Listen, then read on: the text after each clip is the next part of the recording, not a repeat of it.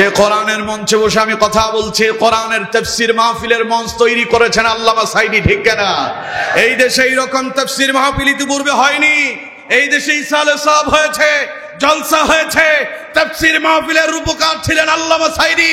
তিনি চলে গিয়েছেন, তার তাফসীরের ময়দান বাংলাদেশে প্রতিষ্ঠিত হয়েছে, কিয়ামত পর্যন্ত থাকবে, ঠিক কিনা? আমার বন্ধুগণ, কোরআন থেকে শুনেন কিয়ামত হবে কি হবে না। আল্লাহ পাক বলছেন, আল্লাহু লা ইলাহা ইল্লা হুয়া লা ইয়াজমা'আন্নাকুম ইলা ইয়াউমিল কিয়ামাতি লা রাইবা ফীহি ওয়া মান আসদাকু মিনাল্লাহি হাদীসা। আল্লাহ পাক বলছেন, আল্লাহু লা ইলাহা ইল্লা হু, তিনি আল্লাহ, যিনি ছাড়ার কোনো মাবুদ নাই, যিনি ছাড়ার কোনো আইনদাতা নাই, বিধানদাতা নাই, রিজিক দাতা নাই, হায়াত দাতা নাই, মৃত্যু দাতা নাই, সমস্ত ক্ষমতার একচ্ছত্ব মালিক যিনি, তার নাম কি? আল্লাহ বলছেন, তিনি বলছেন, সে আল্লাহ তোমাদেরকে শোনাচ্ছেন। আল্লাহ রাব্বুল আলামিন বলছেন, লা ইয়াজমা'আন্নাকুম ইলা ইয়াউমিল কিয়ামাহ, ও পৃথিবীর মানুষেরা শোনো, কিয়ামতের ময়দানে তাম পৃথিবীর সমস্ত মানুষদেরকে আমি আল্লাহ পাক এক জায়গায় জামায়াত করব, একটা সমাবেশ হবে। সেই সমাবেশে নীলফামারীর লোকেরা থাকবে, রংপুরের মানুষজন থাকবে, উত্তরবঙ্গের মানুষেরা থাকবে, দক্ষিণবঙ্গের মানুষেরা থাকবে, আমেরিকা, লন্ডন, কানাডা, ইউরোপ, মধ্যপ্রাচ্য সহ তাম পৃথিবীর সমস্ত মানুষদেরকে আল্লাহ তাআলা একটা ময়দানের ভিতরে একত্রিত করবেন। জোরে বলেন সুবহানাল্লাহ। সব এক জায়গায় একত্রিত হবে, এক জায়গায় একত্রিত হবে। আল্লাহ রাব্বুল আলামিন বলছেন, লা ইয়াজমা'আন্নাকুম, সকলকে এক জায়গায় আমি একত্রিত করব, লা রাইবা ফি, এতে কোনো সন্দেহ নাই। সুবহানাল্লাহ। আচ্ছা, আল্লাহর কথা সত্য না মিথ্যা? কত পারছেন?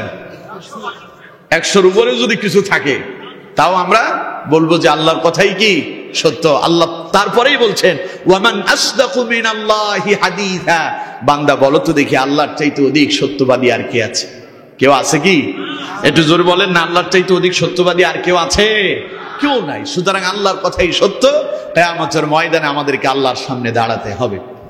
আর নবীজি বলছেন, লা তাজুলু قدم ابن آدم يوم القيامة من عند ربه حتى يسأل عن 50। সেই কিয়ামতের দিন আল্লাহ রাব্বুল আলামিন তার বান্দাদেরকে 5টি প্রশ্ন করবেন, যে পর্যন্ত বান্দা 5টি প্রশ্নের জবাব দিতে না পারবে, এক চুল পরিমাণ নাড়াচড়া করার ক্ষমতা তার থাকবে না। সেই 5টি প্রশ্ন কি হবে তা আমাদের জানার দরকার আছে না নাই? জোরে বলেন, আছে না নাই? এই 5টি প্রশ্নের সম্মুখীন আমি হব, আপনি হবেন, আমরা সকলেই হতে হবে। বলছেন মুহাম্মদ সাল্লাল্লাহু আলাইহি ওয়াসাল্লাম। সেই প্রশ্নগুলোর প্রথম প্রশ্ন হবে, আন উমরিহি ফিমা আফনাহু। আল্লাহ বলবেন, আমার বান্দা, আমি যে তোমাকে একটা দীর্ঘ সময় পৃথিবীতে তোমারে প্রেরণ করেছিলাম, আমি যে তোমারে হায়াত দিয়েছিলাম 20 বছর, 30 বছর, 40, 50, 60, 70, 80 বছর, 100 বছর হায়াত দিয়ে তোমার যে তাম পৃথিবীর ভেতরে তোমাদেরকে প্রেরণ করেছি, প্রশ্ন করা হবে, বান্দা আমার দেওয়া এই হায়াত গোটা জীবনটারে কোন পন্থায়, কোন রাস্তায় ব্যয় করেছো, আমার কাছে জবাব দাও। গোটা জীবনের হিসাব দিতে হবে আল্লাহর কাছে। দিতে পারবেন কি আপনারা? দেওয়া সম্ভব? আমার বন্ধুগণ, আপনার জীবনের 40-50 বছর বাদ দেন, গত 2023 সালে, আজকে কত তারিখ? 24 সালের কত তারিখ আজকে? আজকে হলো 8 তারিখ, ফেব্রুয়ারির 8 তারিখ। গত 2023 সালের ফেব্রুয়ারির 8 তারিখ থেকে আজ 2024 সালের ফেব্রুয়ারির 8 তারিখ পর্যন্ত কত বছর হয়?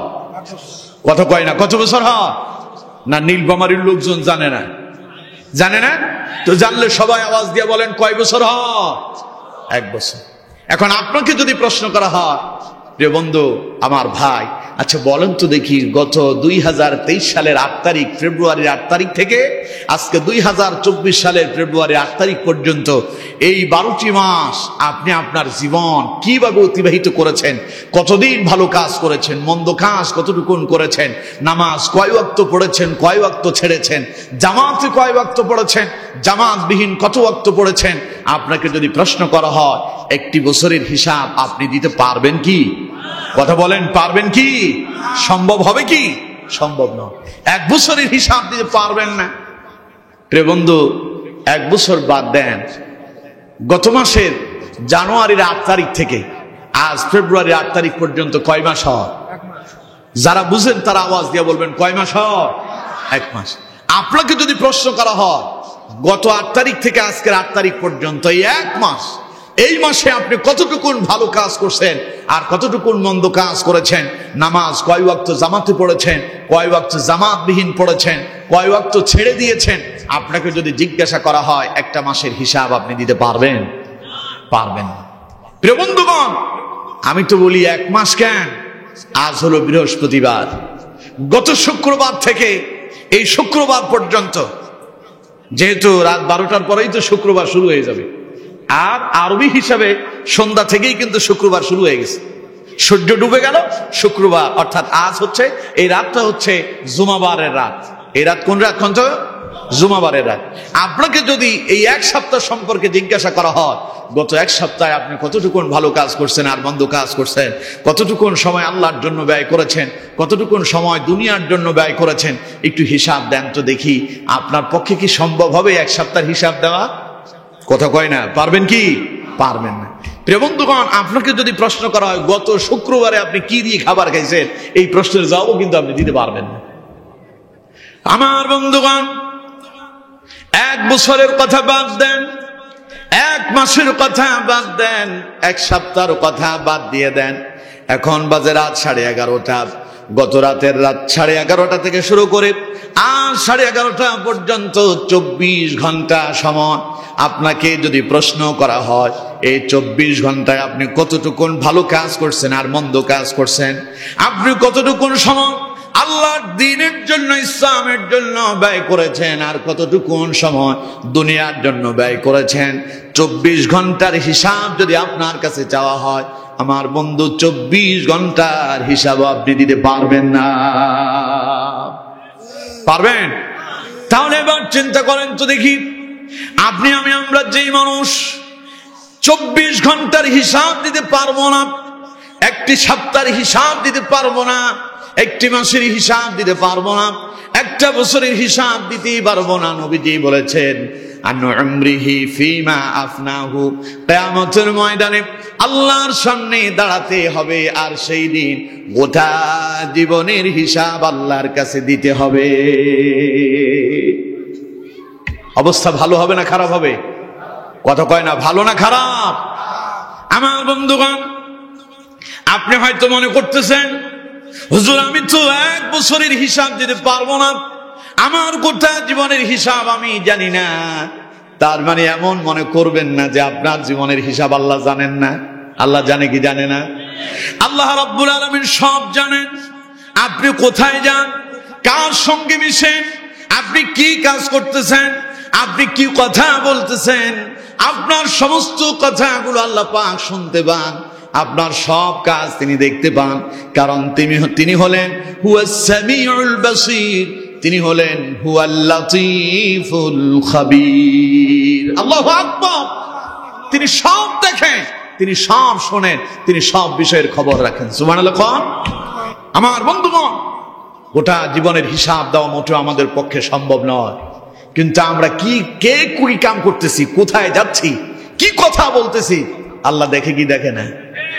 কিন্তু এরপরে আল্লাহ পাক বলছেন, বান্দা আমি সব দেখি, কিন্তু তোমাদের পেছনে এরপরেও পর্যবেক্ষক রেখে দিয়েছে। সুবহানাল্লাহ। কোন তুমি কোথায় যাও, কি করো না করো, কার সঙ্গে মিশো, আল্লাহ রাব্বুল আলামিন বলেন তোমাকে পর্যবেক্ষণ করার জন্য, তোমাকে গাইড দেওয়ার জন্য, তোমাকে পাহারা দেওয়ার জন্য আমি আল্লাহ রাব্বুল আলামিন তোমার 2 কাঁধে 2 জন প্রহরী নিযুক্ত করে দিয়েছি। কোরআনুল কারীমে আল্লাহ রাব্বুল আলামিন বলছেন ওয়া ইন্না আলাইকুম লাহাফিযিন কিরামান কাতিবিনা ইয়ালামুনা মা তাফআলুন। পড়ুন আল্লাহু আকবার।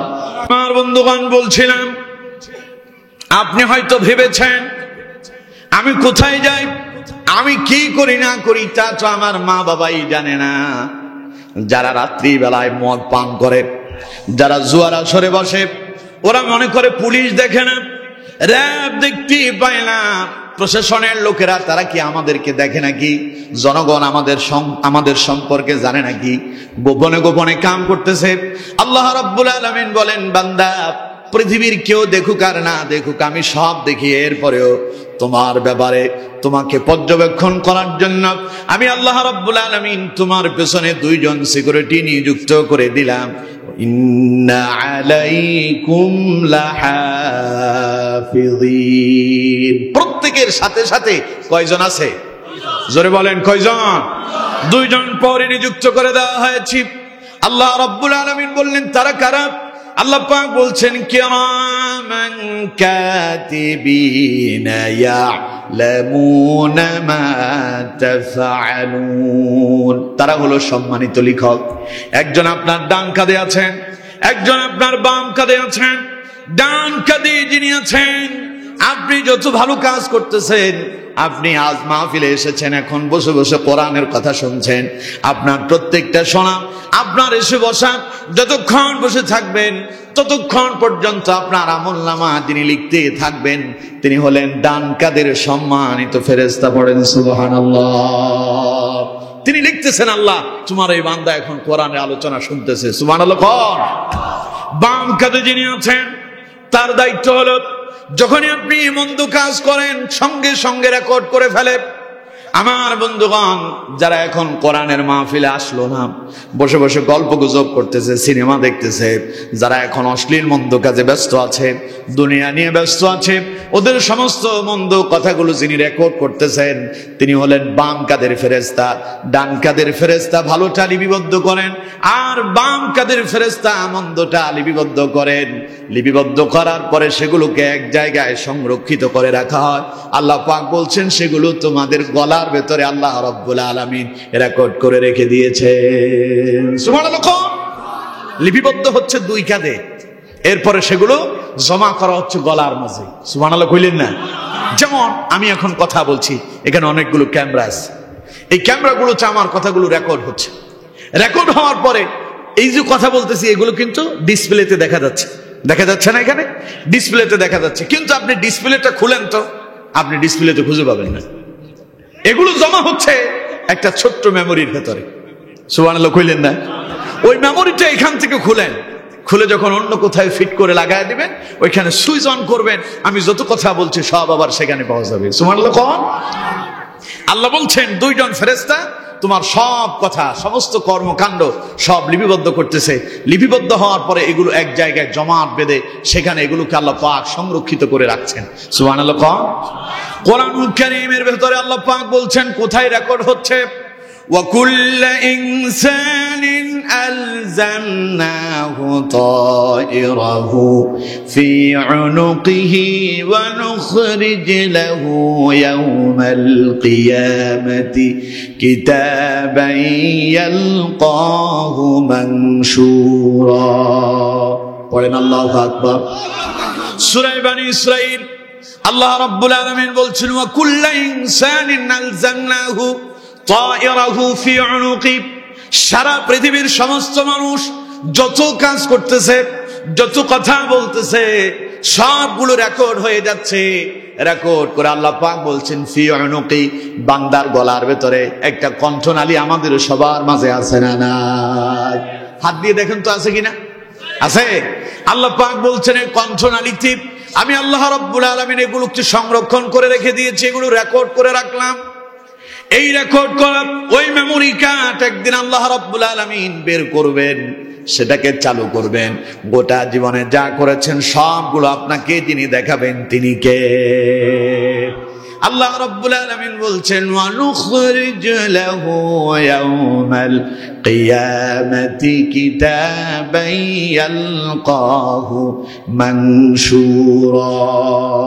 ওয়া নুখরিজ লাহু ইয়াওমাল কিয়ামা, এটা কিয়ামতের দিন আল্লাহ পাক উন্মুক্ত করবেন। সুবহানাল্লাহ। কিতাবান ইয়ালকাহু মানশুরা, একটা কিতাব আকারে আপনার হাতে দেওয়া হবে, দিয়ে বলা হবে আল্লাহর বান্দা ইকরা, পড়ো। আল্লাহ বলবেন ইকরা কিতাবাকা কাফা বিনাফসিকা আল-ইয়াওমা আলাইকা হাসিবা।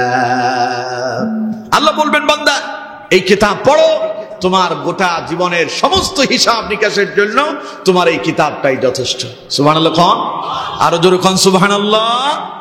ওই কিতাব খুললে পরে কোরআনের মাহফিল চলাকালীন সময় আপনি যে সিগারেটে সুখ টান মারছেন ওই কথা থাকবে না। কতক্ষণ না কেন থাকবে না? আপনি যে কোরআনের আলোচনা বাদ দিয়ে গল্প গুজব করছেন সেটা থাকবে না।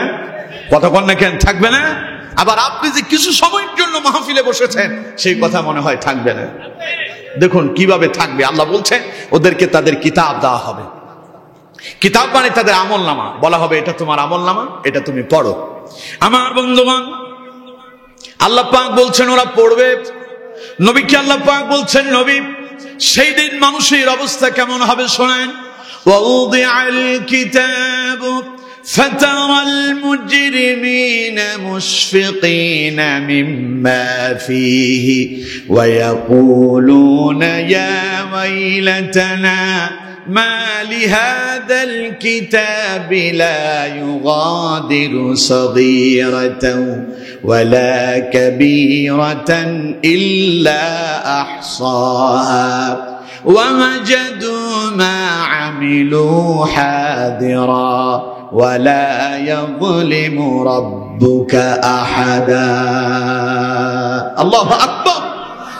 আমার বন্ধুগণ, আল্লাহ পাক বলছেন নবী যখন মানুষের আমল নামা কিতাব আকারে তাকে দেওয়া হবে, সে যখন তার কিতাব তার আমল নামা যখন তার হাতে পাবে তখন আপনি দেখতে পাবেন অসংখ্য মানুষের চেহারাগুলো নিম্নগামী হয়ে গেল, নিচের দিকে তাকিয়ে আছে, চেহারা মলিন হয়ে গেল, ওদের ভিতরে চিন্তা ফুটে উঠেছে, চেহারার ভেতরে একটা আতঙ্ক দেখতে পাবেন, তারা চিন্তায় পাগল হয়ে যাবে, ওরা আফসোস করবে আর বলতে থাকবে ইয়া ওয়াইলাতানা মা লিহাযাল কিতাবি লা ইউগাদিরু সাগীরাতান ওয়ালা কাবীরাতান ইল্লা আহসাহা।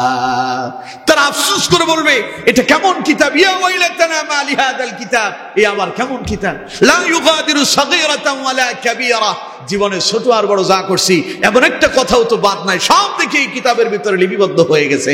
পড়েন আল্লাহু আকবার। আমার বন্ধুগণ, আল্লাহ পাক বলছেন সেই দিন সব জীবনের আমলনামা আপনার সামনে দেখানো হবে, তখন আপনার অবস্থা ভালো হবে না খারাপ হবে? কথা বললে কেন, ভালো না খারাপ? এখন আপনি মনে করতেছেন যে আমি আমার গোটা জীবনের হিসাব তো আমি জানি না, তাই বলে আল্লাহর কাছে কি দিতে হবে? আমার বন্ধুগণ, এখন প্রশ্ন করি তো আপনার গোটা জীবনের হিসাব আল্লাহর কাছে আছে না নাই? যদি বলেন আছে না নাই? আর সেটা আপনার কাছেই আল্লাহ পাক আমানত রেখেছেন, আপনার কাছেই আছে। ওই যে আপনার ঘরের দলিলপত্র কাগজপত্র আছে না, ঘরের দলিলপত্র কাগজপত্র কোথায় রাখেন? আলমারিতে, শোকেজের ভেতরে, সন্দুকের ভেতরে খুব ভালোভাবে যত্ন সহ। এরা উঠে কেন? উঠে কেন? আপনারা উঠেন কেন? কোনো উঠা বসা করা যাবে না, সব এগুলো এখন ধরে রাখতে হবে, এখন আর ওইগুলো সারা যাবে না। আমার বন্ধুগণ, অসুবিধা হচ্ছে আপনাদের না? আবার কারো যদি প্রস্রাব পায়খানার দরকার হয় অনুমতি নেবেন, যদি প্রস্রাবের দরকার হয় এক আঙ্গুল উঠাবেন, ঠিক আছে? যদি আপনার যদি টয়লেট যাওয়ার প্রয়োজন হয় দুইটা উঠাবেন, তবে 3 নাম্বারটা উঠাবেন না। একজন উঠাইছে 3 নাম্বার, এক মাহফিলে এক বক্তা বললো তিনি 3 নাম্বার উঠে বসে আছেন। তো আমি জিজ্ঞাসা করলাম হুজুর, হুজুর জিজ্ঞাসা করলো যে আপনি 3 নাম্বার উঠিলেন কেন? কয় হুজুর, 1 তো হইল প্রস্রাব করা, 2 মানে টয়লেটে যাওয়া, 3 মানে সুখ টান দেয়া। নাউজুবিল্লাহ কইলেন না, তো 3 নাম্বার উঠানো যাবে না, 1 আর 2 উঠানো যাবে, 1 আর 2 উঠানো যাবে। 3 নাম্বারের কাম এখন চলবে না, এখন কাম কোরআন শুনতে হবে। এখন কাজ কি? কোরআন শুনতে হবে। তো আমার বন্ধুগণ, বলছিলাম আপনার বাড়ি, আপনার জমি জমার যে দলিলপত্র সেগুলো আপনি কোথায় রেখেছেন? সন্দুকের ভেতরে, আলমারির ভেতরে রেখেছেন, কিন্তু আপনার আমলনামা তো আল্লাহর কাছে আছেই। এরপরে আল্লাহ বলছেন, আমি তোমার শরীরের ভেতরে একটা সন্দুক বানালাম, তোমার গলার ভেতরে ওই সন্দুক দিয়া আমি আল্লাহ ওই ছোট্ট মেমোরি কার্ড, জীবনের সকল কর্মগুলো আমি তোমার ভেতরে সংরক্ষিত করে রেখেছি। সুবহানাল্লাহ। সুতরাং সেই দিন আল্লাহ পাক আপনার সামনে আপনার আমলনামা পেশ করবেন। অবস্থা ভালো না খারাপ? কথা কন না কেন, ভালো না খারাপ? এখন আপনার অবস্থা দেখলে মনে হয় না কিসের আবার আমলনামা টামলনামা। আপনি কোন যে হুজুর কি বলেন এসব, আসলে কি সম্ভব? যদি বিশ্বাস করতেন তাহলে আপনি নামাজ ছেড়ে দিতে পারতেন না, ঠিক কিনা? যদি আপনি বিশ্বাস করতেন আপনার জীবনের সকল কর্মকাণ্ড লিপিবদ্ধ হয়ে যাচ্ছে, রেকর্ড হয়ে যাচ্ছে, আপনি সিনেমা দেখতে যেতেন না, আপনি গান শুনতে যেতে পারতেন না, আজকে ইসলামের বিরুদ্ধে কথা বলতে পারতেন না, আপনি কোরআনের মাহফিলে 140 জারি করতে পারতেন না, ঠিক কিনা? যদি আপনি বিশ্বাস করতেন তাহলে আপনি বাংলাদেশে আলেমদেরকে কোরআনের কথা বলতে বাধা দিতে পারতেন না, ঠিক কিনা? আপনার অবস্থা দেখলেই বোঝা যায় আপনি কোন জাতের। আপনার অবস্থাই প্রমাণ করতেছে আপনি কোন জাতের লোক। আপনার কাছে কোরআনের কথা শুনলে আপনার শরীরে জ্বালাপোড়া শুরু হয়ে যায়, কোরআনের কথা শুনলে আপনার চুলকানি বেড়ে যায়, কোরআনের মাহফিলের কথা শুনলেই আপনার শরীরে আগুন ধরে যায়।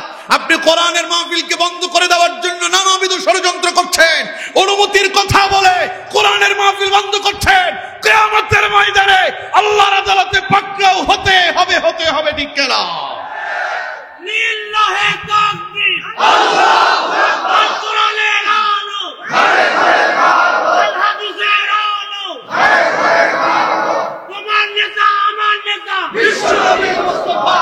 লিল্লাহি তাকবীর, আল্লাহু আকবার। পড়েন আলহামদুলিল্লাহ, আরো জোরে পড়েন আলহামদুলিল্লাহ।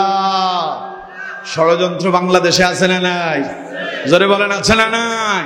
কোরআনের কথা শুনলেই ওরা কই রাজনীতি। কথা বলেন কেন? মসজিদে ইমাম সাহেব জুমার দিন কোরআন দিয়ে খুতবা দেয়, মুসল্লি কয় হুজুর রাজনীতি করবেন না। কোরআন দিয়ে ইমাম সাহেব, মাওলানা সাহেব কোরআনের মঞ্চে তাফসীর করে, পাশে বসে থাকা নেতা বলে হুজুর রাজনীতি করবেন না, ঠিক কিনা?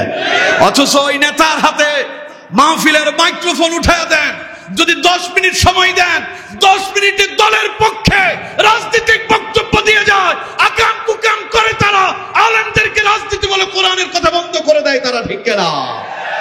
এগুলো এখন মানুষ খুব ভালো বুঝে। কথা বলেন না কেন? ধরে বলেন ঠিক কিনা? ওরা মনে করছে বাংলাদেশের মানুষ এখন বোকা হয়ে আছে। বাংলাদেশের মানুষ অত বোকা না। কোরআনের মাহফিল যত বন্ধ হচ্ছে এই দেশে, কোরআনের মাহফিল কমতেছে না বাড়তেছে? জোরে বলেন, কমতেছে না বাড়তেছে? আলেমদের কণ্ঠের ভেতরে তালা ঝুলিয়ে দেওয়া হচ্ছে, এই কথা বলা যাবে না, সেই কথা বলা যাবে না, কত রকমের কত ওনারা নানাবিধ ষড়যন্ত্র করতেছে। কিন্তু কয়জন আলেমদের বন্ধ করবেন? কয়জনের মুখে তালা দেবেন? আমাদের কোরআনের পাখি আল্লামা সাইদি জীবনের 50 বছর আল্লাহর কোরআনের দাওয়াত দিয়েছেন, হাজারের অধিক অমুসলিমকে কালেমা পড়ায় মুসলমান বানালো, যার আলোচনা শোনার পরে বেনামাজি নামাজি হয়েছে, বেঈমান আল্লাহওয়ালাতে পরিণত হয়েছে। 13টি বছর তাকে বন্দী রেখে দুনিয়া থেকে বিদায় করেছে, তিনি চলে গিয়েছেন, তার অসংখ্য অনুসারী বাংলাদেশে তৈরি হয়ে গিয়েছে, ঠিক কিনা? এখন তিনি কথা বলেন না, তার ছাত্ররা মাঠে ময়দানে আল্লাহর কোরআনের দাওয়াত দিয়ে যাচ্ছে, ঠিক কিনা?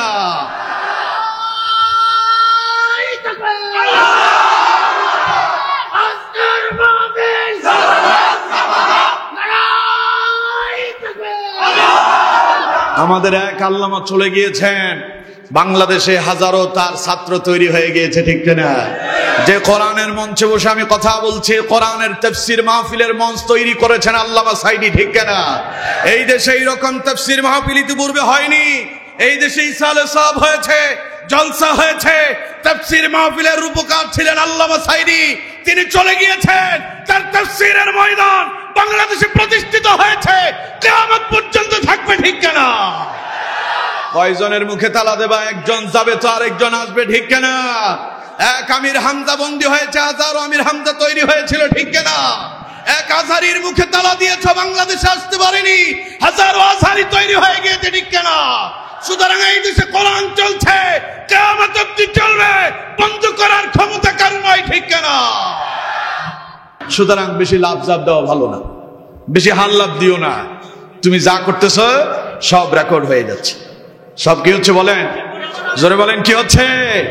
রেকর্ড, আমলনামা কিয়ামতে আল্লাহ দেখাবেন। সেই দিন যদি আল্লাহ ধরেন, আল্লাহ কয় ধরি ধরি ধরি না, ধরলে কিন্তু আমি ছাড়ি না।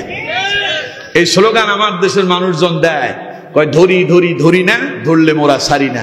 আল্লাহ কয় তুই ধরবিটা আর কি, কিন্তু আমি আল্লাহ যদি ধরি, ইন্না বাতশা রাব্বিকা লাশাদীদ, যারে ধরছে আল্লাহ তাকে ধরার মতোই ধরছে। ঠিক কিনা? জোরে বলেন ঠিক কিনা?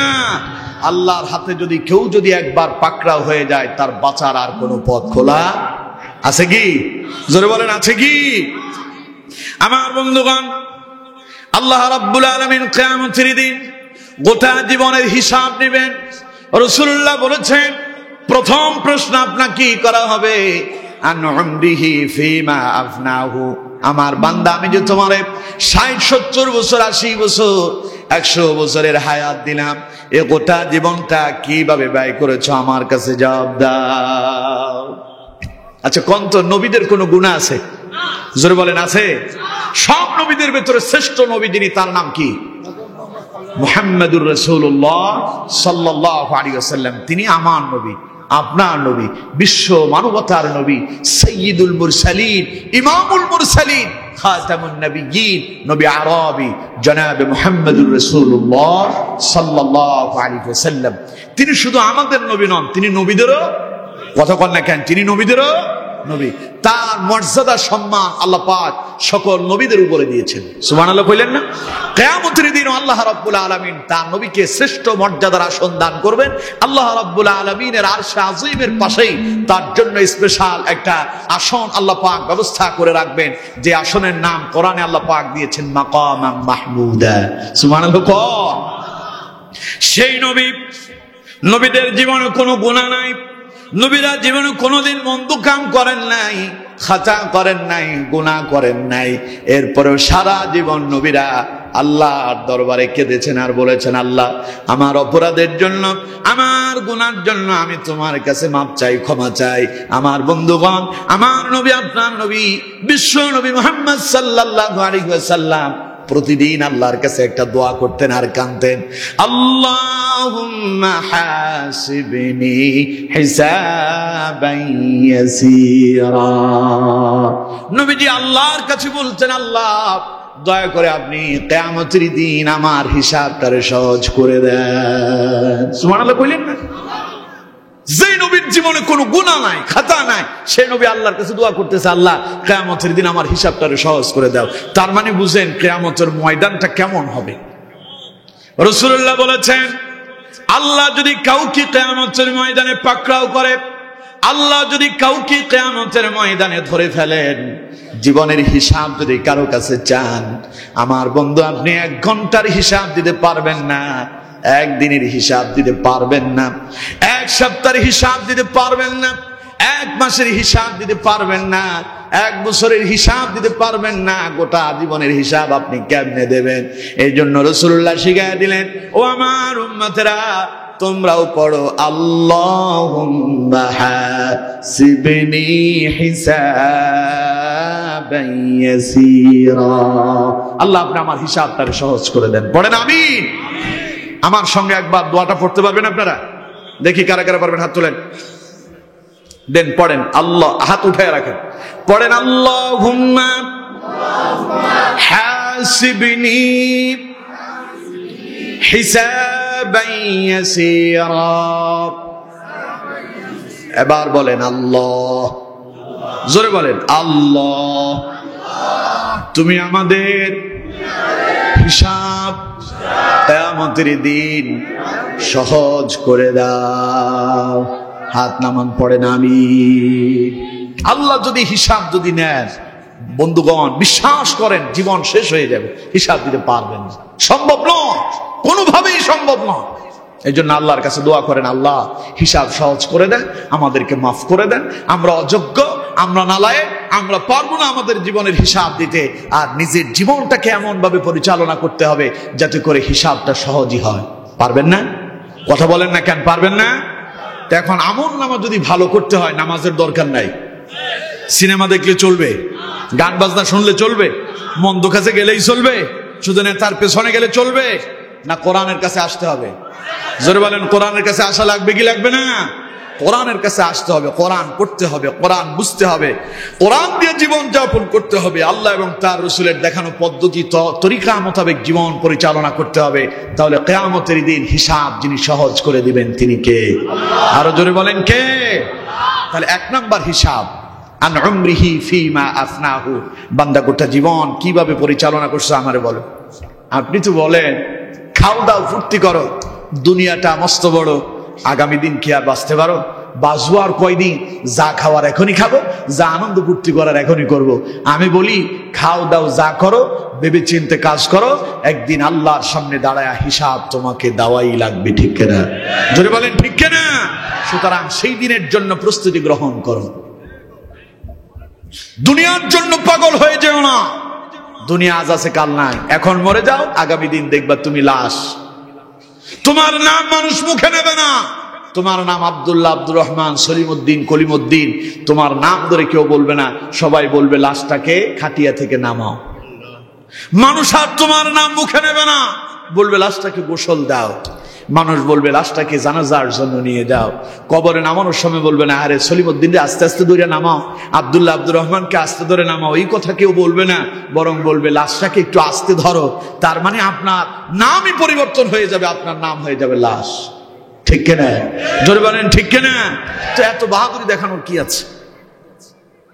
সেই দিনের জন্য তৈরি হন যেই দিন গোটা জীবনের হিসাব দিতে হবে। আল্লাহ আমাদের হিসাব সহজ করে দেন, আমরা বলি আমিন। তাহলে এক নাম্বার বুঝতে পেরেছেন তো, যে গোটা জীবনের হিসাব দিতে হবে। এবার দুই নাম্বার আসে, আল্লাহ নবী বলছেন সেই কিয়ামতের দিন আল্লাহ পাক বান্দাকে দ্বিতীয় প্রশ্ন করবেন, ওয়ান শাবাবিহি ফিমা আবলাহু, আমার বান্দা আমি যে তোমারে যৌবন দিয়েছিলাম, আমার দেওয়া যৌবন পায়া যৌবনটারে কোন কাজে ব্যয় করেছো? যৌবন বুঝেন? যৌবন বুঝেন? এই যে জীবনের 16, 17, 18 বছর থেকে যৌবন শুরু হয়, এই যৌবন থাকে 40 বছর পর্যন্ত। হ্যাঁ যান, ঠিক আছে, এই যৌবন থাকে কত বছর পর্যন্ত? 40 বছর পর্যন্ত। এই সময়টাকে বলা হয় যৌবন কাল। এই সময়টাকে কি বলে? কথা কয় না, কি বলে? যৌবন কাল। আল্লাহ হিসাব নেবেন এই যৌবন কালটা কেমনে তুমি অতিবাহিত করছো। এখন যৌবনের হিসাব যদি আমাদের থেকে না হয়, আমাদের যুবকদের অবস্থা কি হবে? এই যুবকরা, এই কথাগুলো তোমাদের জন্য, এই কথাগুলো তোমাদের জন্য একটু কান খাড়া করে দিয়ে শোনো। আমার যুবকদের এখন অবস্থা কি? আমার দেশের যুবকেরা এখন মাদকের সঙ্গে মিশে গিয়েছে, ঠিক কিনা? আমার দেশের যুবকেরা জুয়ার আসরে এদেরকে এখন পাওয়া যায়, ঠিক কিনা? আমার দেশের যুবকদেরকে পাওয়া যায় টেন্ডারবাজিতে, চাঁদাবাজিতে, সন্ত্রাসী কর্মকাণ্ডে, অশ্লীলতা, বেহায়াপনা, নির্লজ্জতা, যত কাজ আছে সব কাজে পাওয়া যায় আমার দেশের যুবকদেরকে, ঠিক কিনা? জোরে বলেন ঠিক কিনা? আমার দেশের কিছু যুবক আছে, এটা ফুল আমার হাতে দেন, এটা ফুল দেন, একটা দেন। আমার দেশের কিছু যুবক আছে কলেজ ইউনিভার্সিটির গেটে গিয়া ভিক্ষুকের মতো একটা ফুল নিয়ে দাঁড়ায় থাকে একটা মেয়েকে ভালোবাসা নিবেদন করার জন্য, ঠিক কিনা? জোরে বলেন ঠিক কিনা? এটা তো নীলফামারীতে নাই, কতক্ষণ না কেন আছে না নাই? মেয়েদেরকে উত্তপ্ত করান, ইফটিজিং। ইফটিজিং এখন বাংলাদেশে কম না বেশি? কতক্ষণ না কেন, কম না বেশি? আজকের ইফটিজিং এর ঘটনা শুনেন, আজকের তাজা খবর, আজকের তাজা খবর। আজকের তাজা খবর হলো এক ছেলে, সে একটা মেয়েদের স্কুলে গেছে, বালিকা উচ্চ বিদ্যালয়, একটা বালিকা উচ্চ বিদ্যালয়, একটা বোরকা পরে সে সেখানে ঢুকেছে। নাউজুবিল্লাহ বলেন না? এখন মেয়েদের স্কুলে ছেলেরা যায় না মেয়েরা যায়? কথা বলেন না কেন, ছেলে না মেয়ে? এখন এই ছেলেদের বোরকা গায়ে দিয়া মেয়েদের স্কুলে গেল, তার উদ্দেশ্য ভালো না খারাপ? আরো জোরে বলেন, ভালো না খারাপ? তোমার পর্দা করার জন্য, তোমার তো বোরকা পরার জন্য আল্লাহ বলেন নাই। এই বোরকা মেয়েরা পরবে। আমার দেশের মেয়েরা এখন বোরকা পরতে চায় না, এখন ছেলেরা মেয়েদের বোরকা পরে তাদের ভেতরে যায়, ঠিক কিনা? কতক্ষণ ঠিক কিনা? তোমাকে এই বদমাশি করতে কইল কিনা? ওইখানে তুমি ঢুকলা কেন? পুলিশ দেখলাম যে তারা ধরতে গেল, 3 জন পুলিশ তার সাথে পারে না, তার পাওয়ার কি? ছেলেরা কোথায় যাচ্ছ তুমি? কোথায় যাচ্ছ তুমি? তুমি কলেজ ইউনিভার্সিটির গেটে কেন দাঁড়িয়ে থাকবে ভিক্ষুকের মতো? তুমি তো মসজিদে ঢোকার কথা, তুমি তো নামাজি হওয়ার কথা, তুমি তো কোরআনের জন্য জীবন দেওয়ার কথা, তুমি তো ইসলাম নিয়ে পড়ে থাকার কথা। তুমি কেন অশ্লীল আর মন্দ কাজে যাবে? এটা তো যুবকদের চরিত্র হতে পারে না, ঠিক কেন? ওই ছেলে সেখানে ঢুকলো, মান ইজ্জত সম্মান আর আছে? কতক্ষণ না কেন আছে? সম্মান এখন থাকলো না গেল।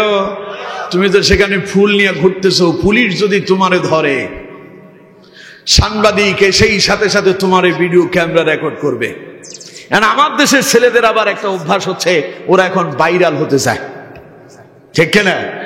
ভাইরালের নেশায় যত আকাম কুকাম। টিকটক বাংলাদেশে এখন কম না বেশি? কথা বল না কেন, কম না বেশি? ছেলেদেরকে এখন টিকটকে পাওয়া যায়, মেয়েদেরকে পাওয়া যায়। বড় আশ্চর্য আর অবাক হবেন, স্বামী স্ত্রী ঘরের ভেতরে যা কাম কুকাম করতেছে তা টিকটক বানায় মানুষদেরকে দেখাচ্ছে। নাউজুবিল্লাহ বললেন না? আমার দেশের যুবকদের চরিত্র কোথায় গেল? তোমার যদি এত টাকা পয়সা করার, ইনকাম করার প্রয়োজন হয়, তুমি নিজের রাস্তায় নেমে যে ভিক্ষা করো না, কিন্তু তোমার স্ত্রীর মান ইজ্জত সম্মান, তার চেহারা কেন মানুষকে দেখায় তোমাকে ইনকাম করতে হবে? তার মানে তুমি তোমার স্ত্রীর চরিত্র নষ্ট করে দিয়েছো, ঠিক কিনা? জোরে বলেন ঠিক কিনা? এই টিকটক কইরা কত মেয়ে যে নিজের স্বামীর সাইডা অন্য পর পুরুষের সঙ্গে তার হাত ধরে পালিয়ে গিয়েছে, ইতিহাস বাংলাদেশে এরকম অনেক আছে। কথা বলেন না কেন? তো তুমি স্বামী হয়ে তোমার স্ত্রীর দিয়ে টিকটক বানাও কেন? আমার যুবক ভাইয়েরা, তোমাদের এই মুহূর্তেই যৌবন এসেছে, তো যৌবন আসলে পরে মাথা ঠিক থাকে না, ঠিক কিনা? যৌবনে মাথা কাম করে না, এই জন্য আকাম কুকাম একটু বেশি হয়। তবে যৌবন চিরজীবন থাকবে না, থাকবে? যে যৌবন এখন আছে, একদিন যৌবন হারিয়ে যাবে। তোমার দাদার কাছে গিয়ে জিজ্ঞাসা করো, দাদা যৌবনটা আসলে তোমার কেমন ছিল? দাদা বলবে, বেটা চিনিস আমারে? আমার যৌবনের শক্তি কত ছিল, 10 জন পুরুষও তো আমার সঙ্গে পারত না, ঠিক কিনা? এখন জিজ্ঞাসা করবেন, দাদা এখন কি খবর? দাদা বলবে, এই যে কাপ, না লাগবে না, এই যে কাপ, প্লেট থেকে কাপ উঠাতে পারে না, হাতটা নড়তেছে, এভাবে কেঁপে কেঁপে পড়ে যায়, ঠিক কিনা? কিসের যৌবন, কিসের বাহাদুরি? যৌবন যখন পড়ে যাবে, জীবন তখন অকার্যকর হয়ে যাবে, ঠিক কিনা? জোরে বলেন ঠিক কিনা? তাই ছেলেদেরকে বলছি, মেয়েদের পোশাক পরে, মেয়েদের মতো করে বোরকা পরে ওই বালিকা উচ্চ বিদ্যালয়ে যাওয়ার প্রয়োজন নেই, মেয়েদের গেটের সামনে দাঁড়িয়ে থাকার প্রয়োজন নেই। তুমি যদি তোমার ঈমান আমল ঠিক করতে পারো, আল্লাহ তোমার জন্য সুন্দরী রমণীর আল্লাহ পাক ব্যবস্থা করে দেবেন, ঠিক কিনা? নেককার স্ত্রী তোমারে দান করবেন। আল্লাহ বলছেন খবরদার, ওয়ালা তাকরাবা, আল্লাহ রাব্বুল আলামিন বলছেন খবরদার, ওয়ালা তাকরাবুল ফাওয়াহিশা মা যাহারা মিনহা ওয়া মা বাতান, খবরদার অশ্লীলতার নিকটবর্তী হয়ো না, চাই সেটা প্রকাশ্যে হোক আর গোপনে হোক। নিষেধ করেছেন কে? আরো জোরে বলেন কে? এখন যেই ছেলেটা আজকে বোরকা পরে মেয়েদের স্কুলে ঢুকলো, পুলিশ এখন তারে নিয়ে খুব আদর যত্ন করবে। কতক্ষণ না কেন আদর যত্ন করবে? কি করবে? কি করবে? একজন বলছে সাইজ করবে। কি করবে? গন্ত সাইজ করবে, সাইজ। আমি তো বলি শুধু সাইজ নয়, ওরে ধরে রাস্তার মোড়ে নিয়ে আসতে হবে। বাংলাদেশের জাতীয় মসজিদ বাইতুল মুকাররমের সামনে পা দুটোকে উপরের দিকে উঠায়া মাথাটাকে নিচের দিকে দিয়া বাইতুল মুকাররমের সামনে দাঁড়িয়ে রাখবে। মুসল্লিরা নামাজ পড়ে মসজিদ থেকে বের হবে। আগামীকাল জুমার দিন জুতা পিটে করে এমন শাস্তি দেবে, আগামী দিন যেন কোন যুবক এইরকম দুঃসাহস দেখাতে না পারে, ঠিক কিনা? একটারে যদি ঠিক করা যায়, সাইজ করা যায়, সব সোজা হয়ে যাবে। কারণ মায়ের নাম বাবাজি, পিতার নাম কি? বাবাজি। ভাই খুব ভালো জানে, আমজাদ ভাই, কারণ ওনারা ওই বিভাগে আছেন। ধরলেই বলে আব্বা মাপসাই আর জীবনে করবো না, বলে না? বলে ভালো হয়ে যাবে স্যার, আর জীবনে করবো না, আপনারা আব্বা রাখছি আমার ছেড়ে দেন। ছেড়ে দিলে যেই কোয়াল সেই মাথা, ঠিক কিনা? যুবকরা তোমরা কোথায় যাচ্ছ? কোথায় যাচ্ছ তোমরা? কাদের পেছনে ঘুরতেছ? আজ তোমাদেরকে এক শ্রেণীর লোকেরা ব্যবহার করতেছে। তোমার হাতে থাকার কথা বই খাতা কলম, কিন্তু এখন তোমার হাতে থাকে সিগারেট, তোমার হাতে থাকে ইয়াবা, তোমার হাতে থাকে মদ, তোমার হাতে থাকে ফেন্সিডেট, তোমার হাতে রিভলভার, তোমার হাতে বোমা। কে তুলে দিল? কে তুলে দিল? যারা তোমাদেরকে ব্যবহার করছে বই খাতা কলমের পরিবর্তে তোমাদের হাতে যারা রিভলভার ধরিয়ে দিল, বোমা বানানো তোমাদেরকে শিখিয়েছে, এরা তোমাদের বন্ধু না, এরা নেতা না, এরা তোমাদের দুশমন, এরা তোমাদেরকে জাহান্নামের দিকে নিয়ে যাচ্ছে। ঠিক কিনা? কাদের অনুসরণ করছো? কাকে নেতা বানিয়েছো? কার পেছনে ঘুরছো? যেই নেতা তোমার নামাজের কথা বলে না, ওইটা নেতা না। যেই নেতা তোমার কোরআন তিলাওয়াতের কথা বলে না, ওটা নেতা না। যেই নেতা তোমার মা বাবার সঙ্গে ভালো ব্যবহার শিখায় না, ওটা নেতা না। যেই নেতা তোমাকে ওস্তাদের সঙ্গে ভালো ব্যবহার শিখায় না, ওটা নেতা না। ওটা নেতা নামের সাতার মাথা। ঠিক কিনা? নেতা হলেন বিশ্বনবী মুহাম্মদুর রাসূলুল্লাহ সাল্লাল্লাহু আলাইহি ওয়াসাল্লাম। ওই যে একজন স্লোগান দিয়েছিল, আমার নেতা তোমার নেতা বিশ্বনবী। বিশ্বনবী মুস্তাফা মুহাম্মদ সাল্লাল্লাহু আলাইহি সাল্লামের নেতৃত্ব কেমন ছিল, কেমন নেতা ছিলেন? জীবনে কোনোদিন আকাম কুকাম করছে? সিনেমা দেখছে? গান বাজনা শুনছে? রাসূলুল্লাহর চরিত্র কেমন ছিল? কথা কন না কেন? রাসূলুল্লাহর চরিত্র কেমন ছিল? আল্লাহ রাব্বুল আলামিন নবীজির চরিত্র সম্পর্কে বলছেন, ওয়া ইন্নাকা লাআলা খুলুকিন আযীম। হে নবী, আমি আপনাকে এমন এক চরিত্র দিয়েছি, তাম পৃথিবীর সমস্ত মানুষের চরিত্র যদি এক পাল্লায় দেওয়া হয় আর অন্য পাল্লায় যদি মুহাম্মদ সাল্লাল্লাহু আলাইহি সাল্লামের চরিত্র দেওয়া হয়, সকলের চাইতে শ্রেষ্ঠ চরিত্র যার হবে তার নাম রাসূলুল্লাহ। সুবহানাল্লাহ। আল্লাহ বলছেন, বান্দা কার পেছনে ঘুরতেছ? কার নেতা বানিয়েছ?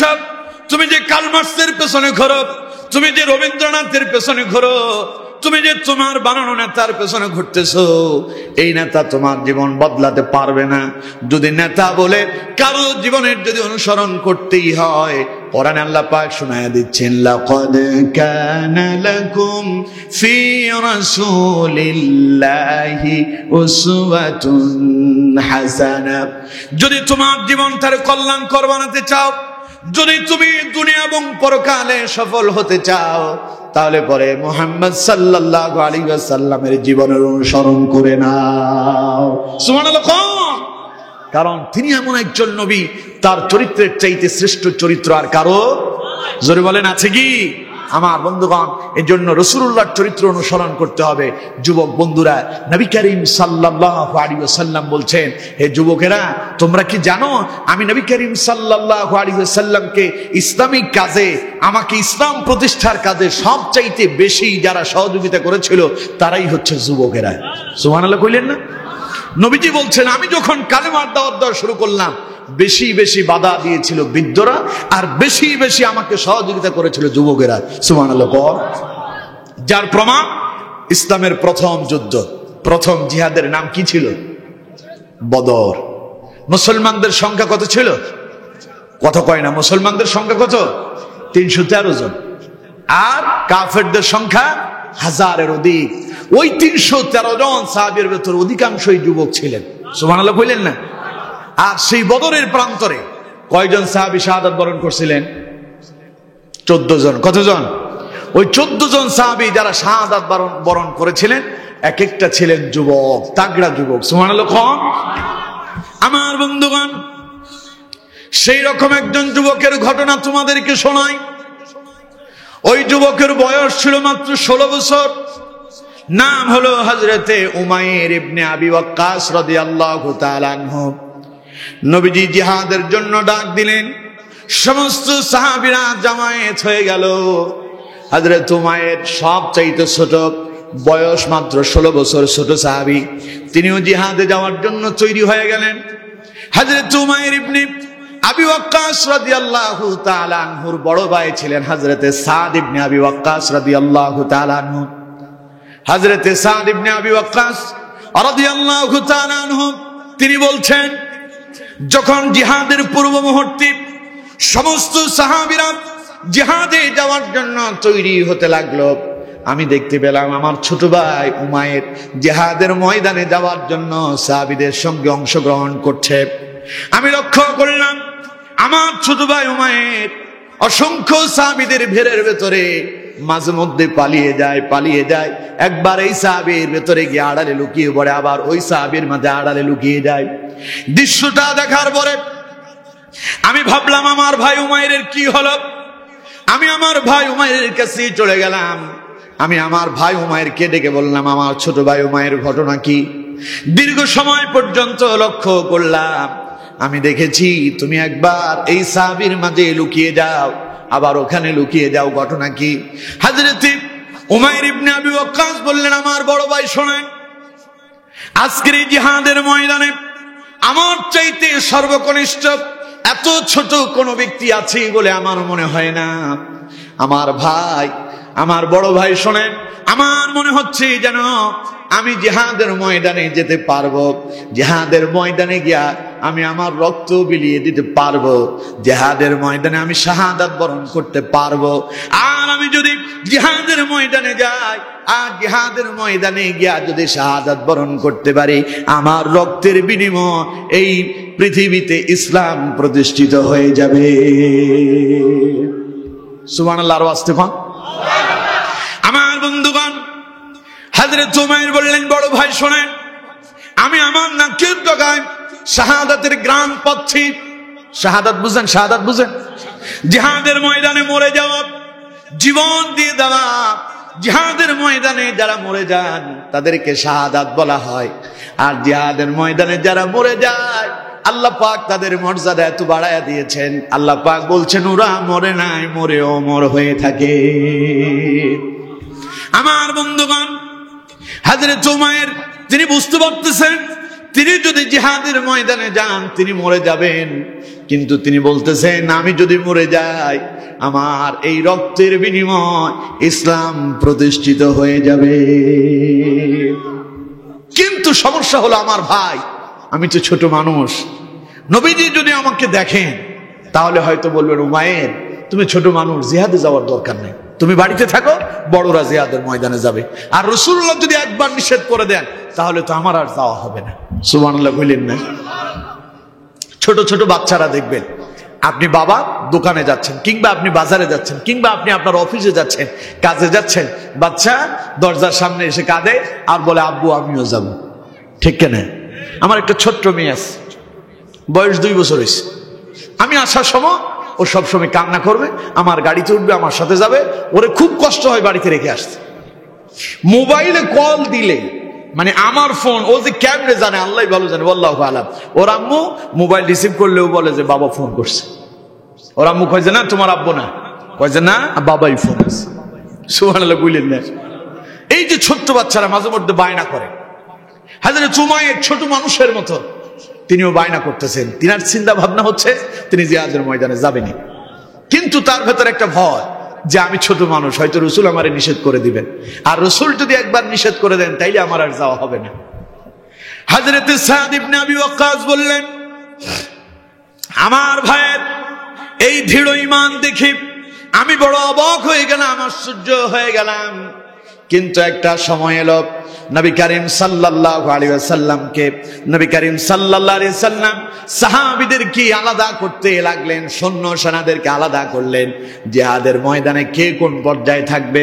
নবীজি বললেন, সমস্ত সাহাবীরা লাইনবদ্ধ হয়ে, সারিবদ্ধ হয়ে, কাতারবদ্ধ হয়ে দাঁড়িয়ে যাও। নবীজি বাছাই করবেন কারে কোন সেক্টরে দায়িত্ব দেবেন।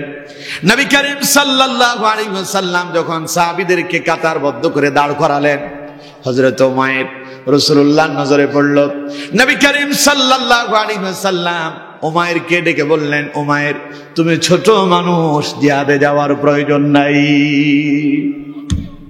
হযরত উমাইর কথাটা শোনার পরে ছোট্ট বাচ্চার মতো উমাইর কান্না শুরু করলেন, হাউমাউ করে কাঁদতেছেন। নবীজি বললেন, উমাইর কেঁদো না, উমাইর তুমি ছোট মানুষ, কেন বোঝো না? উমাইর তুমি জিহাদের ময়দানে যেও না। হযরত উমাইর কাঁদতেছেন আর বলতেছেন, হুজুর আমার জিহাদের ময়দানে যাওয়ার অনুমতি দিয়ে দেন। হুজুর আমার জিহাদের ময়দানে যাওয়ার পারমিশন দেন। আপনি যদি আমাকে জিহাদের ময়দানের জন্য যদি নির্বাচিত করেন, হুজুর আমার মনে হচ্ছে আজকের জিহাদের ময়দানে আমি আমার রক্ত দিতে পারবো, আমার জীবন দিয়া আমি আমার ইসলামকে প্রতিষ্ঠা করার জন্য আল্লাহর দরবারে মঞ্জুর হয়ে যাব। নবীজি বললেন, উমাইর রে কেঁদো না, কেঁদো না, যাও আমি তোমার অনুমতি দিয়ে দিলাম, তুমি আমাদের সঙ্গে জিহাদে যাবে। হযরত উমাইর দারুণ খুশি হয়ে গেল। আমার বন্ধুগণ, জিহাদে যাওয়ার সময় এসে গেল। সমস্ত সাহাবীরা জিহাদের ময়দানে চলে গেলেন, হযরত উমাইরও জিহাদের ময়দানে চলে গেলেন। জিহাদের ময়দানে ঢুকে হযরত উমাইর কিছু সময় জিহাদ করলেন। যুদ্ধ করতে করতে কাফেরের তরবারির আঘাতে হযরত উমাইর দুনিয়া থেকে বিদায় গ্রহণ করলেন। পড়েন ইন্না লিল্লাহি ওয়া ইন্না ইলাইহি রাজিউন। হযরত উমাইর ইন্তেকাল করলেন, শাহাদাত বরণ করলেন। জিহাদ শেষ হয়ে গেল, মুসলমানরা বিজয় লাভ করল, কাফেরেরা পরাজিত হলো। নবী করিম সাল্লাল্লাহু আলাইহি ওয়াসাল্লাম বললেন, আমার সাহাবী যারা জিহাদের ময়দানে শাহাদাত বরণ করছে ওদের লাশগুলো আমার সামনে নিয়ে আসো। নবীজি তাদেরকে শেষ বিদায় জানাবেন। এমন সময় রাসূলুল্লাহর সামনে ছোট্ট উমাইরের লাশ এসে গেল। একজন সাহাবী বললেন, হুজুর এই হলো ছোট্ট উমাইর, যে উমাইর জিহাদে যাওয়ার জন্য কান্না করেছিল। নবীজি উমাইরের কাছে আসলেন, উমাইরের লাশের সামনে দাঁড়ায়া নবী করিম সাল্লাল্লাহু আলাইহি ওয়াসাল্লাম বলতে শুরু করলেন, উমাইর রে তুমি তো তোমার কথা রেখেছো, তুমি তো রক্ত দিয়েছো। উমাইর তুমি তো শাহাদাত বরণ করেছো, তোমার রক্তের বিনিময়ে আজ ইসলাম বিজয় লাভ করেছে। অথচ আমাদের 16 বছরের যুবকদের দিকে তাকাও, হাতে সিগারেট না থাকলে তার ভাব সাবই আসে না। হ্যাঁ, চুলের যে কাঠিন দেয়, চুলের কাঠিন দেখলে আমার মাঝে মধ্যে কি মনে হয় জানেন? কাউয়ার বাসা চেনেন? কাউয়ার বাসা কথা কয় না, কাউয়ার বাসা চেনেন? কাউয়ার বাসার মতো মনে হয়। মাথার চুল সবগুলোর এই দিক দিয়ে কাটছে, সবগুলোর এখানে তাল্লা নেশা বেল করে ফেলছে, আর উপরের চুলগুলোরে এইভাবে উপরের দিকে উঠে রাখছে। আপনারা একটা কাউয়ার বাসার দিকে তাকাবেন আর ওর মাথার দিকে তাকাবেন, দেখবেন কাউয়ার বাসা যেমন ওর মাথাটাও তেমন, মনে হয় যে কাউয়া বাসা বানছে। কথা বল না কেন? আবার কিছু আছে চুলের ভেতরে বিভিন্ন কালার করে। ওই যে একটা আমাদের নোয়াখালীতে একটা ছিল অফু ভাই, কি নাম? অফু ভাই।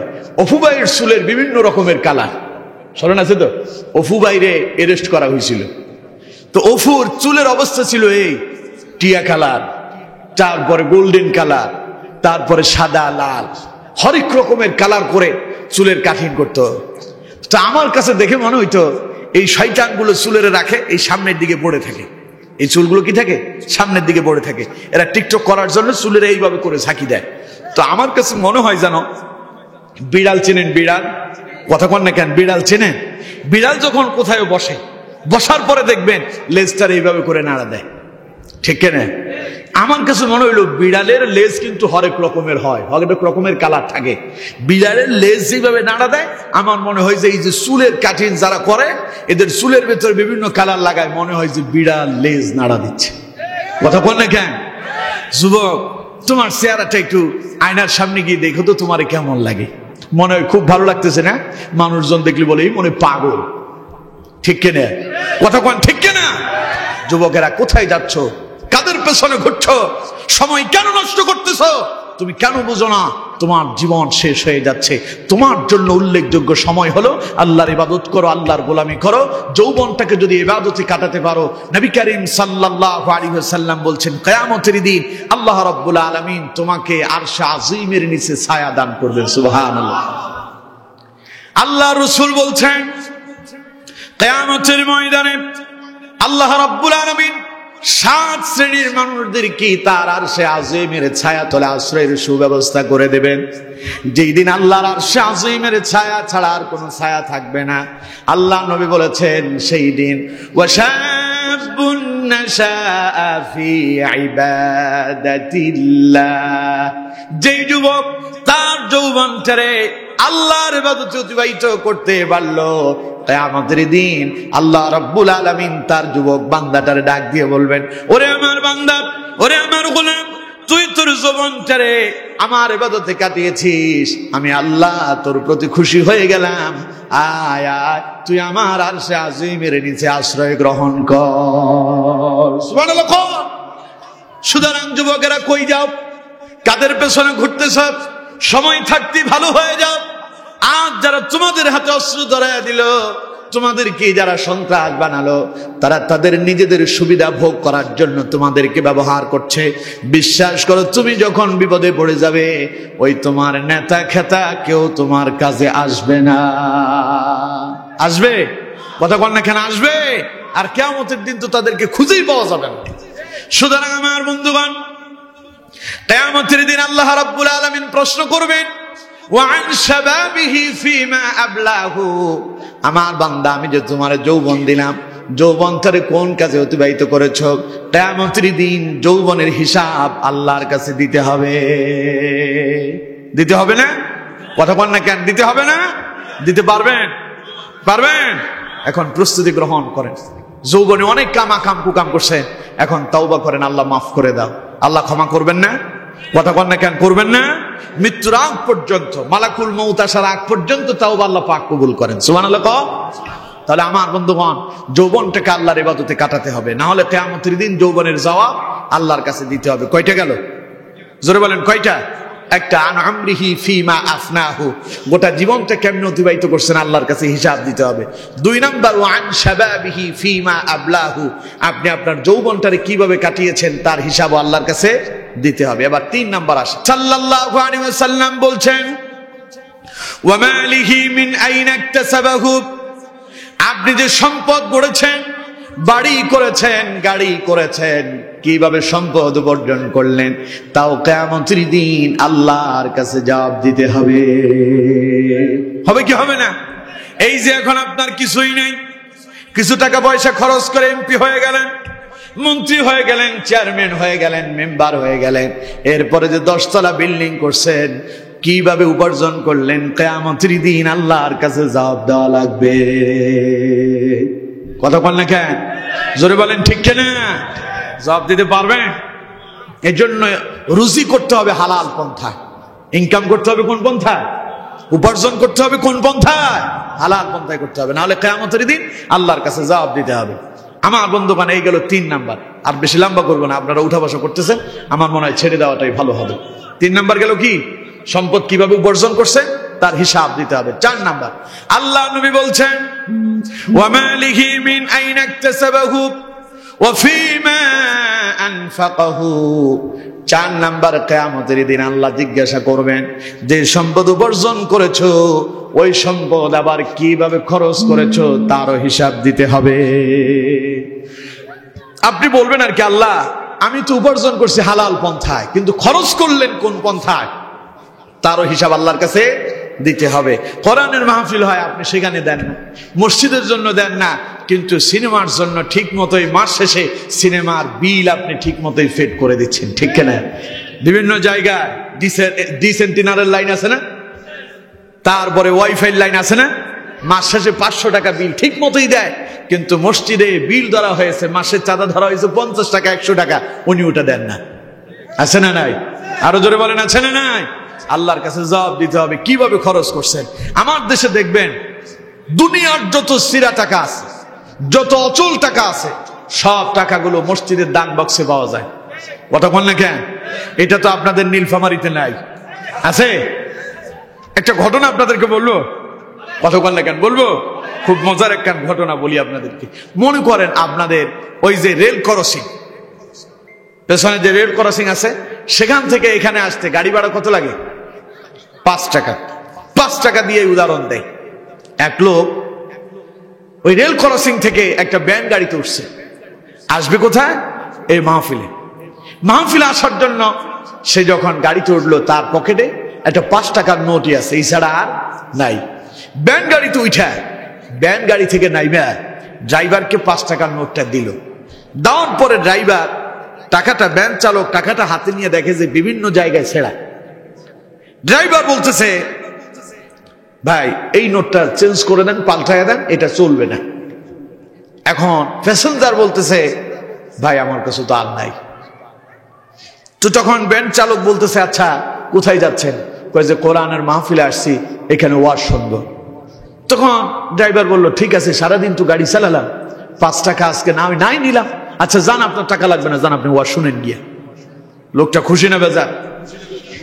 5 টাকা তো সেরা ছিল, ওটা তো চলেই না, আবার এখন নিলও না, বিনা পয়সায় চলে আসলো। এখন মাহফিলে ঢোকার আগে চিন্তা করতেছে এক কাপ চা খেয়ে শরীরটা একটু গরম করে নি। চায়ের দোকানে ঢুইকা চা দোকানদারকে বলতেছে 1 কাপ চা দেন। 1 কাপ চায়ের দাম 5 টাকা। 1 কাপ চায়ের দাম কত? 5 টাকা। চা খাওয়ার আগে নীলপামারিতে মনে হয় পয়সা দেয়। চা খাওয়ার আগে দেয় না পরে দেয়? এখন তিনি চায়ের অর্ডার দিলেন, দোকানদার চাও দিয়ে দিল। তিনি চা খায়া ওই পুরানো সেই ছেড়ানোর নোটটা দোকানদারকে দিল। দোকানদার নিয়ে দেখলো যে বিভিন্ন জায়গায় ছেড়া। বললেন এই ভাই দাঁড়া, কি হয়েছে, কি সমস্যা? নোটটা চেঞ্জ করে দেন, টাকা তো অনেক জায়গায় ছেড়া। উনি বলতেছে আমার কাছে তো আর নাই। কোথায় যান? মাহফিলে যাই। দোকানদার বেটা চিন্তা করতেছে সারাদিন চা কি আর কম বিক্রি করছি, অনেক বেচা কিনা হয়েছে, এখন না হয় 5 টাকা নাই নিলাম। আচ্ছা যান, আপনার টাকা লাগবে না, টাকাও নিয়ে যান, যান মাহফিলে গিয়ে ওয়াজ শোনেন। মাহফিলে ঢোকার সময় দেখে এক লোক বাদাম বিক্রি করতেছে। বাদাম বিক্রি করতেছে, ওর কাছে গিয়ে বললো ভাই আমাকে 5 টাকার বাদাম দেন। বাদাম হলো 5 টাকার বাদাম এইভাবে করে একটা কাগজের ভিতরে মোড়ায়া খুব সুন্দর করে দিয়ে প্যাকেট করে দিছে। নিয়ে 2-4টা মুখে দিয়ে ফেলছে। বাদাম দেওয়ার সঙ্গে সঙ্গে কি 2-4টা মুখে দিয়ে দিল। দিয়া ওই যে ছেঁড়া 5 টাকার নোটটা বাদামওয়ালাকে দিছে। বাদামওয়ালা ওই টাকা দেখে দেখলো যে বিভিন্ন জায়গায় ছেঁড়া। বলতেছে ভাই এই নোটটা চেঞ্জ করে দেন। ও বলতেছে আমার কাছে তো আর নাই। বাদামওয়ালা জিজ্ঞাসা করতেছে আপনি যাচ্ছেন কই? কই যে মাহফিলে আসছি ওয়াজ শোনার জন্য। তো বাদামওয়ালা বলতেছে ঠিক আছে তাহলে আর টাকা না হয় নাই নিলাম, বাদাম কি আজ কম বিক্রি করলাম, যান আপনার টাকা লাগবে না।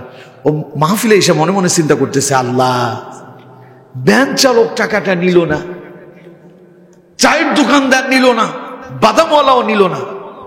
বসে বসে বাদামও খাইলাম, চাও খাইলাম, আরামে গাড়িতেও আসলাম। চিন্তা করতে করতে মাহফিলও শেষ হয়ে গেছে, বাড়ি চলে গেল। বাড়িতে যাওয়ার পরে সকালবেলা ছেলে বলতেছে আব্বা ওই কি হয়েছে, আমি স্কুলে যাব, দ্রুত আমারে টাকা দাও, সেখানে গিয়ে আমাকে কিছু খাইতে হবে। তো বাপ বলতেছে প্রতিদিন টাকা চাইলো, কয় আজ হবে না কাল চাইস। আজ বলতেছে ওই আমার পকেটে 5 টাকা আছে ওইটা নিয়ে যা। ছেলে মনে মনে চিন্তা করতেছে কিরে বাপ আমার বলে পকেটে টাকা আছে, কোনোদিন পকেটে হাত দেওয়ার কথা তো পরের কথা, কয় আজ যা কাল দেবনি। এখন আজকে বলতেছে পকেটে হাত দিয়ে নিয়ে যাওয়ার জন্য। ছেলে পকেটে হাত দিয়ে দেখে যে নোটের অবস্থা খুব খারাপ, হাতে নিয়ে বললো যে আব্বা এটা তো হবে না। কেন হবে না? এটা তো বিভিন্ন জায়গায় ছেঁড়া। কয় যে তুই নিয়ে যা, কোনো অসুবিধা নাই। ছেলে বলতেছে আল্লাহর ক্রিয়া, প্রয়োজনে আজকে কিছু খাবো না, তোমার এই 5 টাকা নিব না। ছেলে চলে গেল। বাপ শুয়ে শুয়ে চিন্তা করতেছে আল্লাহ, ভ্যান চালক নিল না, রিক্সার ড্রাইভার নিল না, চাওয়ালা নিল না, বাদামওয়ালা নিল না, ছেলে আমার নিল না, করবো কি? মনে মনে চিন্তা করে দেখে আজ তো শুক্রবার, জুমার আজান শুরু হয়েছে। কিরে ঘড়ির দিকে তাকায় দেখে 12টা বাজে। 12টায় আজান হইতেছে, ঘটনা কি? বউরে জিজ্ঞাসা করতেছে কিরে সমস্যা কি? মুয়াজ্জিন মনে হয় ভুল করতেছে। আরে মুয়াজ্জিন ভুল করতেছে না, আজ শুক্রবার, তুমি জানো না? ও তাই নাকি? দ্রুত ওইসা গোসল টোসল কইরা মনে মনে নিয়ত করে বলছে এই 5 টাকা মসজিদে দেবে। মনে মনে কি নিয়ত করছে? 5 টাকা মসজিদে দেবে। মসজিদে যাওয়ার পরে মসজিদের দান বক্স যখন আসলো, সবাই মসজিদের জন্য দান করেন, তিনি খুব সযত্নে একদম যেন দেখতে না পারে ভেতরে দিয়ে দিছে। এখন কোন তো এই টাকাটা যে আল্লাহরে দিল, এটা সচল না অচল? সবাই বলেন সচল না অচল? অথচ যে আল্লাহ তাকে 4 জায়গায় সচল করলেন, ভ্যানওয়ালা, চায়ের দোকানদার, বাদামওয়ালা, তার ছেলে, কয় জায়গা হলো? 4 জায়গায় আল্লাহ তাকে অসল থেকে সচল করে চালালো। সেই আল্লাহর প্রতি খুশি হইয়া অসলটা আল্লাহরে দিল। কারণ আল্লাহ তো আর দেখবে না, আল্লাহ তো কি দেখবে না, ভেতরে দিয়ে দিছে। মসজিদ কমিটি টাকাটা পাওয়ার পরে বলে হুজুর দেখেন আজকে কি কাম হয়েছে। ইমাম সাহেবরে ডাইকে দেখায়, দেখেন সিরা টাকাটা মসজিদে দিছে। এখন কমিটি কি খুশি হয়েছে? কথা বল না কেন, খুশি হয়েছে? ইমাম সাহেব দেখার পরে খুব খুশি হয়েছে। আল্লাহ তো দেখে নাই, আল্লাহ দেখে নাই। যখন দিয়েছেন তখন যদিও মুষ্টিবদ্ধ করে দিয়েছেন, কেউ দেখে নাই, ওই মুহূর্তে কিন্তু আল্লাহ ঠিকই দেখতে পেয়েছে। এই যে আল্লাহর অচলটা দিলেন, সামনে আল্লাহ আপনাকে বিপদে পড়লে সচল করবে না অচল করবে? অচল করে দেবে। এই জন্য মসজিদে যখন দেবেন ছেঁড়া টাকাটা দেবেন না ভালোটা দেবেন? কথা বল না কেন, ছিঁড়াটা না ভালোটা? অনেকে বলতেছে হুজুর আপনি ভালোটা দিতে পারেন, আমি তো দিয়ে দেন। আছে না এরকম? সারা সপ্তাহ হিসাব মিলান, প্রতিদিন অন্তত চা খাওয়ার পেছনে আপনি অযথা নষ্ট করতেছেন প্রতিদিন শখানিক টাকা, কিন্তু জুমাবার আল্লাহর ঘরের জন্য 10টা টাকা আপনি দিতে পারেন না। এরকম লোক আছে না? কথা বল না কেন, আছে না নাই? আজ থেকে আপনারা যারা এখানে আছেন, আজ থেকে সকলে নিয়ত করবেন প্রতিদিন জুমাবার মসজিদে একখান 10 টাকার নোট দেবেন। পারবেন? সবাই বলেন পারবেন?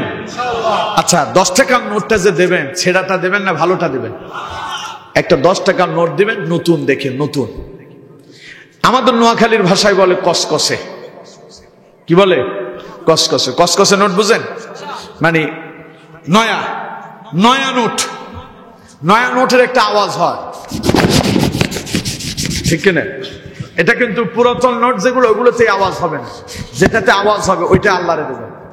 ওইটা কারে দেবেন? ঈদ আসলে ছেলে মেয়েদেরকে আপনারা বকশিশ দেন না? আচ্ছা আপনি ঈদের দিন যদি আপনার ছেলেটারে একটা পুরো নোট দেন, ছেলে খুশি হবে? মন খারাপ করবে না? আর যদি আপনি একটা নতুন নোট দেন, ছেলে খুশি হবে না? তো আল্লাহরে যখন দেবেন মনে করবেন যে আল্লাহ, আমি তো আমার কত বন্ধু বান্ধবের প্রতিদিন চা খাওয়াই, আজকের এই 10টা টাকা তোমারে চা খাওয়ার জন্য দিলাম। সুবহানাল্লাহ বলেন না? আচ্ছা আল্লাহরে কি আপনি চা খাওয়াইতে পারবেন?